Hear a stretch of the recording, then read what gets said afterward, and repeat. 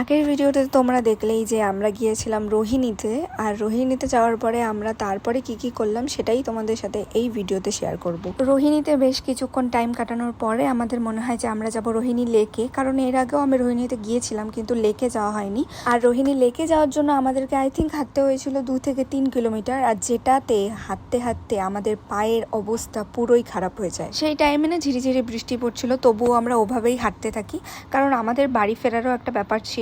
So এখানে আমরা almost চলেই আসি, আর ওখানে ঢোকার পরে আমাদেরকে 20 রুপিসের একটা টিকিট কাটতে হয়। আর তারপরে গিয়ে আমরা এখানে একটু বসে থাকি, ফটোস তুলি, ভিডিওস করি। চলো এবার তোমাদের সাথে শেয়ার করি যে আমরা বাড়ি কি করে ফিরলাম। এখান থেকে বেরিয়ে তো আমরা রোহিণী লেকের সামনে যে দোকানগুলো ছিল সেখানে আমরা অলমোস্ট 3 থেকে 4 ঘন্টা দাঁড়িয়েছিলাম। আর যতগুলো শেয়ার গাড়ি আসছিল একটা গাড়িও দাঁড়াচ্ছিল না, আর আমরা ওয়েট করছিলাম বাসের, যে ভেবেছিলাম বাসটা আসলে বাসে করে আমরা চলে আসব, কিন্তু বাসটাও পাচ্ছিলাম না। শেষমেশ বাস আসে আর আমরা ভাবি যে আমরা বাসে করেই হয়তো ফিরে আসব, কিন্তু আমরা বাসে করে ফিরতে পারি না, কারণ বাসটা 1 সেকেন্ডের জন্য জাস্ট দাঁড়ায়, তারপরে বাসটা চলে যায়। তারপরে আমরা যে দোকানে দাঁড়িয়েছিলাম সেই দোকানের দিদিটা আমাদেরকে হেল্প করে আমাদের বাড়ি ফেরার জন্য। আমরা গাড়ি করে তারপরে বাড়ি ফিরি। তো তোমাদের কেমন লাগলো ভিডিওটা জানিও, আর সবাই ভালো থেকো, সুস্থ থেকো, টাটা।